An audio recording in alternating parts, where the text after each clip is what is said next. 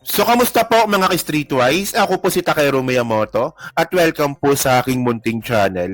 So, mga kababayan, kanina, habang hinahalungkat po natin itong magiging schedule ng Senado mamaya, September 8, 2025, napansin po natin na magkakaroon pala ng hearing itong Blue Ribbon Committee na pinangungunahan nga ng ating paboritong senador na si Marcoleta. So ito yung agenda niya, no? Nakakatawa nga ito eh. So 9 a.m., so motu proprio, inquiry in aid of legislation on the Philippine underwater. So yamang dagat. No? Tapos, privilege speech of Senator Pamphilio Lacson delivered on August 20, entitled Flooded Gates of Corruption. So bali magiging dalawa yung topic nila. So nakakatawa dito mga streetwise, no? Si Marcoleta na isang pro-China magkakaroon ng hearing regarding sa Philippine underwater. Napaka-bullshit naman nun. Oh, ito Kero, paano mo namang nasabing pro-China si Marcoleta? Ito malaking ebidensya to, no? Kasi nabisto po siya ni Senator Rizon Teberos, no? Nang hindi sinasadya, na ito si Marcoleta talaga ay pro-China. Alam niyo anong bullshit kasi dito? Ang bullshit kasi dito mga kababayan, pro-China, magkakaroon ng hearing regarding sa Philippine underwater. So ito po tungkol sa territory ng Pilipinas, underwater. Tapos pro-China ka na meron tayong conflict sa China regarding din pa sa underwater. So baka sabihin nyo, fake news na naman tayo. So ito, panoorin nyo itong video po na to, no? Ito. 22 features claimed in the South China Sea. China is only 8. Mas marami siyang hawak na features sa South China Sea kesa sa China. Bakit parang lumilitaw? Palagi na lang China ang ating nakakalaban. Yes, Your Honor. Loko rin eh, no? Tingnan ninyo ha, ito nangyari ito noong nakarang araw lang eh. So kanina ko lang siya napanood. So dina-downplay po ni Rodante Marcoleta yung ginagawang pangahars ng China sa Pilipinas. So, ang gustong palabasin dito ni Marcoleta, mas malala daw po yung ginagawa ng China, mas malala daw ang ginagawa ng Vietnam sa China regarding po sa conflict sa territorial waters natin, sa West Philippine Sea. Isipin niyo yun. O sige, baka sabihin na naman ng mga Marcoleta fanatics, ito kayo may point naman si Marcoleta. May point naman si Marcoleta. So ang maganda dito, no, binoljak po siya ni Hontiveros. That would be one of my primary objectives when I am in Vietnam, to ascertain how this relationship between Vietnam and China has been able to allow them to have that relationship without being publicly aggressive against each other. Gusto kong makiisa dun sa Yan. Tinan niyo to nabubuong pagkakasundo ng colleague ko si Senator Marcoleta at si Ambassador Fernandez na meron talaga tayong matututunan sa kung paano ini-engage ng Vietnam ang China. Exciting Ay, Marcoleta, meron doon tayo matututunan, sabi ni Rizon Teberos. matututunan sa kung paano ini-engage ng Vietnam ang China. Exciting po, hindi lang siya, pati Indonesia, Brunei, pero particularly Vietnam dahil alam po natin, naobserbahan po natin na kahit may dispute sila, tuloy-tuloy yung, of course, yung trade, tuloy-tuloy pati yung defense relations, pati nga yung intelligence exchange. Pero gusto ko lang ma-appreciate na, syempre naman, hindi naman tayo wina-water cannon ng Vietnam, hindi tulad ng China. Oo nga naman, Marcoleta, tanga-tanga ka talaga, no? So ano bang gusto kong palabasin dito mga kababayan?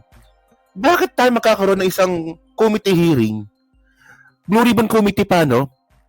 Tapos na pinag-uusapan underwater, tapos ang hahawak ng committee meeting si Marcoleta. Diba?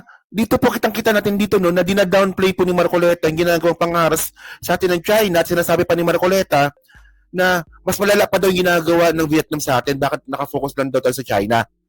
Alam niyo, meron tayong kwento dito, no? Minsan po talaga, no, meron pong aksidente minsan na nangyayari po sa dagat dyan sa West Philippine Sea. Alam niyo, sabi ng mga mangingisda, nakita ko to sa isang dokumentary eh. Sabi ng mga mangingisda ng mga Pilipino, well, yung mga kasama natin nawawala, mukhang wala ng gasolina. Sana ang makakita sa kanila, Vietnam, hindi China. Oh, ganun po. Or Marcoleta, alam mo ba yon? Buti pa nga tong si Hontiveros eh, no? Buti pa nga, hindi nga seryoso, no? Puta, Blue Ribbon Committee Chairman, ganun mag-isip? Tinalo pa ni Hontiveros? Na simpleng senadora lang? Ang klase yan. And by the way, si Risa, hindi siya pro-China, ha? Pakita ko mamaya. Hindi naman tayo wina-water cannon ng Vietnam, hindi tulad ng China. Nung binangga nung isang Chinese vessel, yung Gemver fishing vessel, mga Vietnamese ang nag-rescue sa kanila dahil iniwan yung kapitan at yung crew ng Gemver sa dagat. And yung ganong mga insidente, lumabas kahit dito sa bagong pelikula ni Direk Baby Ruth Villarama, yung food delivery na sana napanood din ng DFA at sana maipakita sa ating mga kababayan. May conversation doon nung patapos na yung documentary. Hinahanap pa ng mga mangingisda, yung ilang mga kapwa Wala, no, nabanggit din pala ni Risa. Ito pala. Oh, sige. isda nila na nawala sa dagat. May conversation sila na, naku sana, nadatnan sila ng mga Vietnamese na bangka kasi siguradong i-rescue sila. Hindi daw tulad kung yung Chinese vessel ang dumaan sa kanila, iiwanan din sila sa dagat tulad ng ginawa sa Gember. Oh, di ba? So, ano ba? Actually, ganyan po kapangit po talaga yung setup ngayon ng mga senador po natin, no? Yung kung paano niline up ni Chis Escudero yung mga senador para sa kanilang committee. Puro may conflict of interest, no? Si Mark Villar nga, di ba? Sa Public Works, di ba? Tama ba? Sa Committee of Public Works ba si Mark Villar? Tinako nga. O, ito nga, nakita ko na. Tingnan nyo, ha, kung gaano ka-conflict tong ginawa ni Chis Escudero, no? So, unang-una, nakita ko natin dito si Camille Villar, no? Nilagay po siya sa environment, natural resources, and climate change.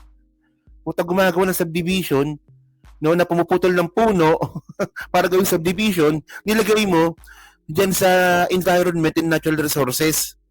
Anong klase to, Cheese? Anong klase kalokohan to? O si Mark Villar nga, Public Works. O tama nga. O dating DPWH secretary, no? Na may conflict of interest dun pa lang. Na ngayon nga po nauungkat nga po yung kanilang flood control scandal nung panahon ni Digong. Tapos nilagay mo dito sa Public Works. Klaseng katangahan to, Cheese. Meron pa yan dito na may nakita pa ako dito, no? So, tungkol sa sa business ata, no? Villar. So, by the way, at least you get the point, no? So, ngayon, mga kababayan, no? Ewan ko lang, no? Pero sa akin, napaka-bullshit po talaga na nangyari po ngayon sa Senado. Pero, buti na lang, no? Nandiyan si Risa. Kahit paano, nandiyan si Risa, di ba? So, nandiyan si Risa, nandiyan si Tito Sen, si Ping Lacson nandiyan. Si Lauren, medyo tanggap ko na si Lauren, ha? Si Migs, hindi pa. Yeah. So, ngayon alam ba natin, no? Itong si Risa Ontiveros pala mga kababayan, no? Nung last July, no? Siya pala yung, the most favored senator, no? Sa mga na-elect ng 2022, no? So, alam niyo sino may sabi? DDS. DDS din, no? Na idol si Digong. Isipin niyo, DDS mismo, no? Survey company ng mga DDS, no? Nagbanggit mismo sa kanilang survey, no? Na itong si Risa Ontiveros ang pinaka most favored na senador nung 2025. Tama. June 27 to June 30, 2025. So, Senator Risa Ontiveros has emerged as the most favored senator among those elected in 2022 according to the latest Publicus Asia. O si Malutikia nga ito, no? Second quarter survey. Deserve naman talaga ni Risa to.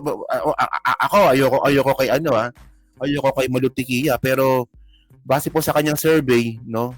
Kahit DDS nga po sila, especially si Malu, na-appreciate nga po nila itong ginawa nga po ni Risa. Alam naman po natin, no, na itong si Risa galit na galit sa mga Duterte to, diba? So, by the way, meron pa yan dito, no? Dito, masasoplak si Marcoleta dito, Habang meron po tayong chairman ng Blue Ribbon Committee na pro-China, ito namang ating senadora sa minority, no? Nag-file naman siya ng last month lang pala to, no? Ontiveros files resolution seeking legal diplomatic pressure versus China. So ano nga yun? Ito, no? Senator Risa Ontiveros has filed a resolution urging the executive branch, so si PBBM, no, to exert legal and diplomatic pressure on the Chinese government to cease all ecologically destructive activities in the West Philippine Sea and to pay reparations for the damage they have already done in the area. Oh. Tingnan nyo si Marcoleta mga kababayan habang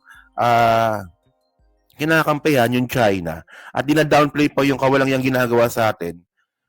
Si Rizal Ontiveros po, deserve niya po talaga na maging most favorable senador kasi nga po, hindi siya pro-China. Ina-urge niya pa yung presidente natin na, mag-file kayo ng kaso.